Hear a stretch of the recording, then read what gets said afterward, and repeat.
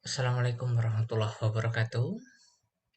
Baik, teman-teman semuanya. Nah, pertemuan kali ini kita akan membahas tentang pirolisis. Nah, jadi konversi limbah menjadi energi. Kemarin kita sudah membahas tentang insinerasi. Nah, hari ini kita akan membahas tentang pirolisis. Nah, dan nanti juga ada gasifikasi. Jadi kita akan bahas satu persatu. Nah, untuk pirolisis, apa yang dimaksud dengan pirolisis? Nah, ini teman-teman sedikit pengertian. Nah, ini dari beberapa peneliti saya kutip. Nah, ada yang menyatakan pirolisis itu merupakan salah satu proses konversi biomasa secara termokimia. Jadi ini dia Prakash dan Karunaniti ini fokusnya adalah kepada biomasa. Nah, jadi proses konversi biomasa secara termokimia di mana terjadi destruksi bahan organik dengan panas yang terjadi tanpa oksigen. Jadi prosesnya tanpa oksigen pirolisis tersebut. Nah, dan ada lagi Mercier dan Dubois menyatakan bahwa pirolisis adalah proses dekomposisi termal tanpa oksigen untuk mengkonversi biomasa atau sampah menjadi arang padat. Jadi eh, mengkonversi biomasa atau sampah menjadi arang padat, air atau organik terlarut seperti asam poligneus, termasuk metanol dan asam asetat. Nah, organik terlarut dalam air dikelompokkan dengan istilah tar. Nah, jadi ada istilahnya tar, terus atau bio-oil, dan ada gas yang tidak terkondensasi seperti hidrogen, CH4 atau metan, karbon dioksida dan karbon dioksida ataupun karbon monoksida. Jadi hasil dari pirolisis ini ada padatan, ada air dan zat organik terlarut ataupun sejenisnya, dan ada juga gas yang dihasilkan. Jadi ada beberapa produk yang dihasilkan dari proses pirolisis ini. Nah, terus ada lagi yang menyatakan bahwa pirolisis merupakan teknik analitik memecah bahan tak atsir kompleks menjadi molekul-molekul atsir yang lebih kecil dan dengan pemanasan. Nah, ini pengertian lainnya. Jadi memecah ikatan-ikatan yang kompleks, ikatan kimia yang kompleks menjadi yang lebih sederhana dengan eh, teknik pemanasan. Nah, kalau boleh eh, menyimpulkan, nah teman-teman bisa lihat pirolisis itu merupakan suatu proses termal dengan kondisi tanpa adanya oksigen. Itu pertama, pirolisis itu. Nah, terus pirolisis merupakan salah satu proses konversi biomasa secara termokimia. Nah, ini pengertian-pengertian yang lain yang tadi. Nah, eh, jadi intinya untuk pirolisis ini eh, prosesnya secara tertutup. Nah, jadi tidak ada oksigen di situ, dipanaskan di dalam satu reaktor. Nah, bahannya entah organik ataupun anorganik sehingga dihasilkanlah nah suatu produk. Nah, biasa disebut dengan ada arang padat kalau dia ada mengandung karbon biasanya, terus ada air, ada organik terlarut, ada juga gas yang dihasilkan ataupun ada bio oil nanti juga dihasilkan. Nah, atau tar juga bisa disebut seperti itu. Nah, ini selanjutnya, nah bagaimana proses yang dilakukan dengan pirolisis ini pemanasannya kan pirolisis tadi dilakukan melalui pemanasan. Nah, entah sumber panasnya ini itu bisa dari luar ataupun dari dalam. Nah, kalau dari luar, panas yang diberikan dari luar dapat bersumber dari panas yang bersumber dari energi listrik. Nah, kompor minyak tanah ataupun bahan bakar lainnya. Jadi dia ada bahan baku untuk pemanasan yaitu dari luar, energi listrik ataupun kompor minyak dibakar reaktornya. Nah, reaktornya biasanya terbuat dari stainless ataupun jenis baja. Nah, sehingga ketika dibakar pun itu tidak meleleh, tetapi eh, ah, bahan yang ada di dalam reaktor tersebut akan berubah menjadi ada yang padatan tadi, nah ada tar ataupun ada bio oil ataupun oilnya, terus ada gas. Nah, atau biasa oilnya itu kita sebut liquid lah. Nah, terus kalau panas dari dalam, nah sumber panas yang diberikan berasal dari pembakaran sebagian dari bahan baku yang berada di dalam alat pirolisis tersebut. Nah, jadi dalam reaktor itu dimasukkan bahan baku entah biomasa, entah bahan-bahan lainnya yang bisa terbakar. Jadi dibakar di dalam lalu ditutup. Nah, proses pembakaran ini yang tanpa oksigen sehingga semuanya terbakar di dalam. Nah, ada yang menghasilkan nanti ada kondensornya. Nanti kita lihat reaktornya. Nah, itulah eh, metode pembakaran dengan pirolisis. Nah, jadi bisa dengan panas dari luar sumbernya ataupun panas dari dalam. Nah, proses pirolisis sendiri, nah ada tiga eh, model ataupun tiga cara. Nah, ada yang menyatakan ada fast pyrolysis, ada medium pyrolysis, ada slow pyrolysis. Nah, untuk fast pyrolysis yaitu pyrolysis yang dilakukan pada suhu tinggi. Nah, di atas kurang lebih 500 derajat Celcius. Nah, di mana laju transfer panasnya cepat. Nah, jadi mempunyai evaporation residence time-nya yang pendek kecil dari 2 detik. Nah, terus menghasilkan hasilnya 75% cairan atau liquid di mana 25%-nya adalah air. Nah, menghasilkan 12% arang dan ada gas 13%. Nah,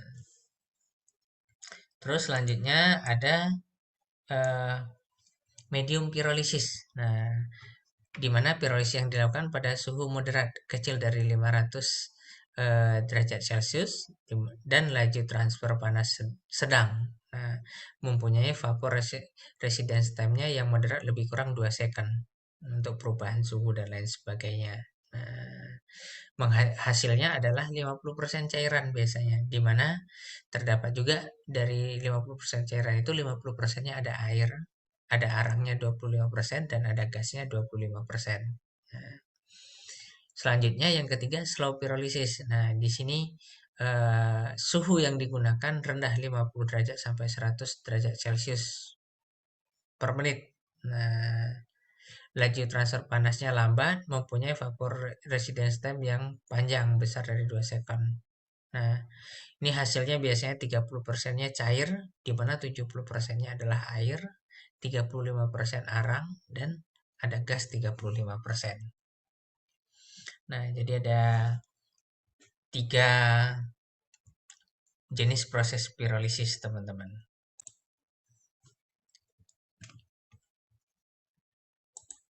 Nah, ini kalau dilihat, nah ada juga yang mengelompokkan untuk pirolisis itu apa sih yang membedakan. Nah, ada yang namanya slow carbonation. Nah, ini untuk pembanding. Nah, heating rate-nya itu kenaikan suhunya itu ya sangat lambat. Nah, waktu resident time-nya itu eh, hitungannya hari. Nah, suhunya 450 sampai 600 derajat Celcius. Produk atau hasilnya adalah arang. Nah, kalau slow pyrolysis, nah itu 10 sampai 100 Kelvin per menit. Nah, untuk kenaikan suhunya. Nah, resident temps-nya 10 sampai 60 menit biasanya. Nah, terus suhunya ya bisa 400 sampai 50 450 sampai 600 derajat Celcius. Hasil akhirnya itu ada gas, ada oil, ada char.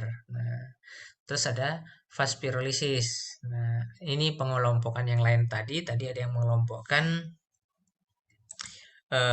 ada fast, medium, sama slow. Nah, ini ada lagi yang mengelompokkan slow pyrolysis, ada fast sama flash. Nah, ini kita lihat perbedaannya. Nah, kalau fast pyrolysis suhunya heating rate-nya itu besar dari 1000 Kelvin per detik.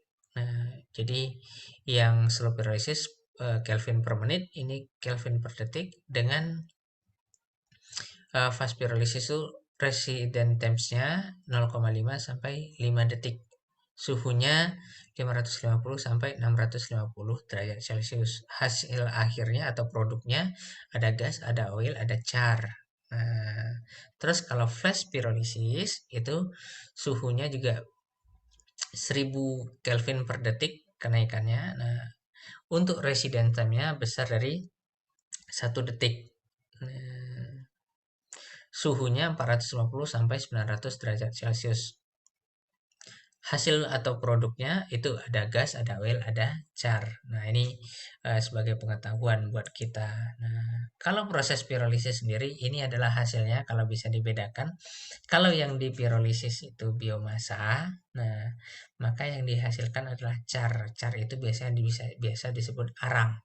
Nah, atau bioarang dan bisa dibuat briket. Nah, jadi kalau teman-teman banyak dengar di ini jual briket arang ya, briket itu ya memang arang sebetulnya, tetapi sudah dikarbonasi ataupun sudah dipirolisis lah seperti itu, bisa disebut seperti itu. Nah, ada lagi hasilnya asap cair, biasanya kita menyebut, orang awam menyebutnya asap cair. Kalau kita di pendidikan, orang-orang di universitas menyebutnya liquid ataupun oil.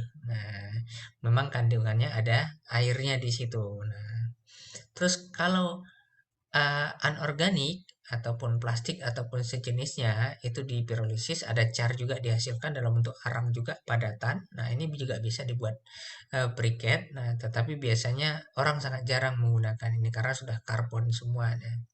Ataupun ya bisa sih untuk kalau karbon untuk bahan bakar juga. Nah, terus ada hasilnya liquid. Liquidnya ini berupa bahan bakar biasanya. Nah, ya kalau itu dalam bentuk plastik dia biasa eh, setara ada yang bensin, solar, ataupun secara oli dan lain sebagainya, ataupun jenis lainnya, yang jelas bahan bakar minyak ataupun turunannya.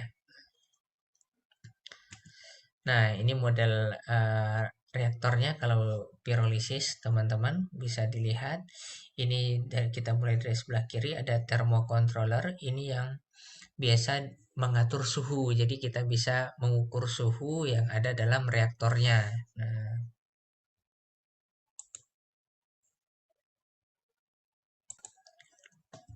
Nah, ini reaktornya. Saya coba jelaskan sedikit ke teman-teman.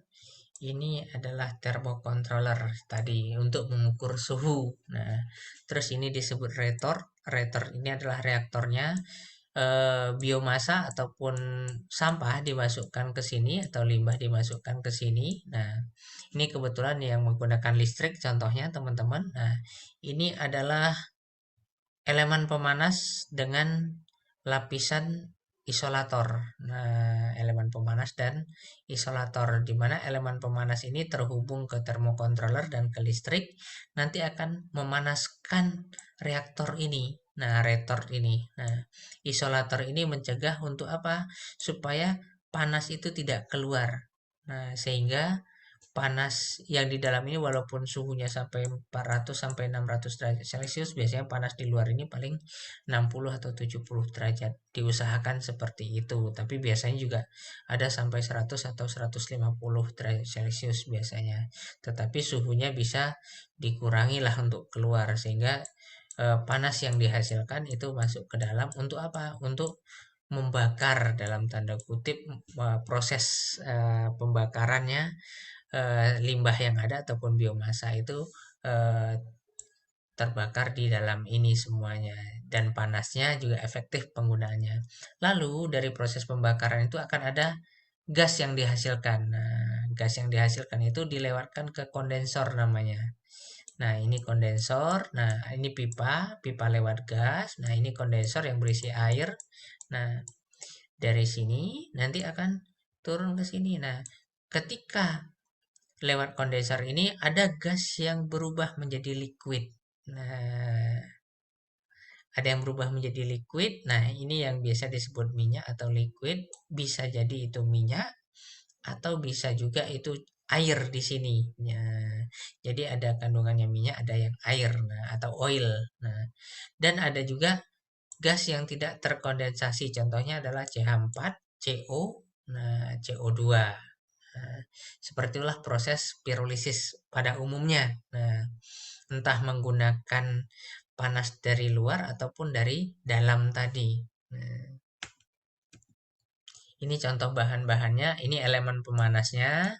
Nah, ini isolatornya. Nah, ini mod keramik namanya. Nah, ini yang dinamakan dengan kawat nikelin untuk elemen pemanas. Jadi, ini dialiri listrik. eh, ini tadi, nah di sini tadi ini bentuk reaktornya bulat, maka memutar ini jadi elemen pemanasnya diputar di sini supaya panasnya merata, lalu dilapisi dengan menggunakan mod keramik. Nah, ini contoh retortnya. Nah, ini pengatur suhunya. Nah, ini reaktornya, teman-teman. Nah, seperti ini contohnya. Nah, ini sedikit gambaran bagaimana kalau pirolisis itu dilakukan untuk biomasa. Hasilnya biasanya adalah briket. Nah, di mana briket adalah salah satu cara yang digunakan untuk mengkonversi sumber energi biomasa ke bentuk biomasa lain dengan cara memamparkan sehingga bentuknya menjadi lebih teratur. Pada umumnya, masyarakat sudah mengenal briket yang terbuat dari batu bara. Namun masih banyak lagi jenis briket yang terbuat dari berbagai jenis biomasa ternyata. Nah, bisa dari sekam padi, dari serbuk gergaji, dari kayu, ranting, dedaunan, rumput, jerami, dan berbagai jenis limbah biomasa lainnya. Jadi biomasa itu eh, kalau kandungan airnya sedikit ya bisa digunakan dimanfaatkan untuk briket dengan proses pirolisis tadi atau pengarangan lah, dalam orang awam menyebutnya pirolisis itu ya pengarangan. Nah, di mana standar untuk briket itu, teman-teman, jadi ada standarnya untuk briket nih, di mana kadar airnya harus maksimalnya 8% atau kecil dari 8%. Terus bahan yang hilang pada pemanasan itu 950 derajat Celcius biasanya suhunya. Nah, maksimal 15%. Nah, terus kadar abu, nah maksimal 8% dan ada kalori. Nah, atas dasar berat ring biasanya. Nah, kita sudah belajar kalori kemarin. Nah, minimal 5.000 kalori per gram untuk kalori briket ini. Nah, ini contoh standarnya kualitas briket arang ada dari berbagai negara. Nah, kadar air, ada zat mudah menguapnya, ada kadar abu, ada kadar karbon terikat, ada nilai kalori, ada kerapatan, ada keteguhan tekan, dan lain sebagainya. Jadi, memang eh, pirolisis ini, nah kalau biomasa ya jadi briket arang tujuannya biasanya oleh orang Indonesia biasanya diekspor. Saat ini banyak eh, itu yang digunakan sebagai bahan baku untuk briket arang adalah tempurung kelapa. Nah, karena memang panasnya bagus ataupun nilai kalorinya cukup tinggi dan eh, sesuai dengan standar internasional biasanya. Nah, apabila anorganik atau plastik, nah ini dipirolisis, maka biasanya dihasilkan berbagai jenis minyak. Nah, karena turunan dari minyak bumi, nah bisa jadi dalam bentuk kalau bahasa tekniknya ya gasolin, kerosin ataupun diesel. Nah, ataupun premium, nah minyak tanah ataupun minyak solar ataupun bahkan ada yang oli karena tergantung jenis bahan anorganik yang ataupun plastik yang dipirolisis biasanya. Nah, dan ini juga ada yang dilakukan oleh eh, Pak Syamsiro dan Prof Harwin dan teman-temannya bagaimana proses pirolisis itu dilakukan eh,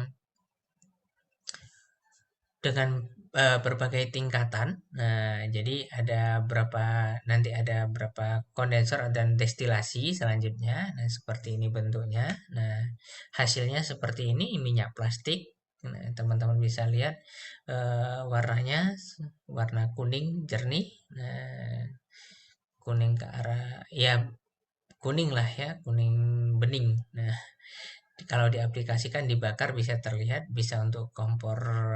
Dulu mungkin banyak yang melihat kompor-kompor seperti ini yang digunakan untuk eh, orang jualan gorengan dan lain sebagainya, kompor semawar ataupun kompor ngowos lah namanya dalam bahasa Jawa. Baik, itu eh, materi hari ini tentang pirolisis. Nah, untuk materi selanjutnya adalah tentang gasifikasi. Nanti akan saya buatkan video lagi untuk teman-teman. Nah, untuk sementara ini dulu videonya. Terima kasih. Assalamualaikum warahmatullahi wabarakatuh.